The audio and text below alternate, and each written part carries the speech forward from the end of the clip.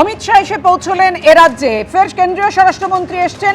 উজ্জ্বল মুখোপাধ্যায় আমাদের প্রতিনিধি আমাদের সঙ্গে রয়েছেন। উজ্জ্বল, দেখো ছবিটা দেখাচ্ছি, এই মুহূর্তে কিন্তু অমিত শাহ বেরোলেন এবং আমরা যেটা দেখলাম তার গাড়িতে কিন্তু শ্রমিক ভট্টাচার্য রয়েছেন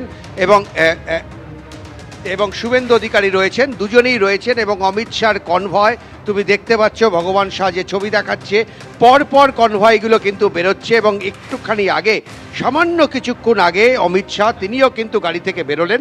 এখান থেকে বেরিয়ে সোজা তার একাধিক কর্মসূচি রয়েছে। এখান থেকে বেরিয়ে তিনি প্রথমে সভা করবেন, দলের শীর্ষ নেতাদের সঙ্গে তিনি বৈঠক করবেন। সেই বৈঠক করার পর কালকে কিন্তু তার একটি কর্মী সভা রয়েছে। সেই কর্মী সভায় তার উপস্থিত থেকে তিনি কর্মীদের সঙ্গে কথা বলবেন।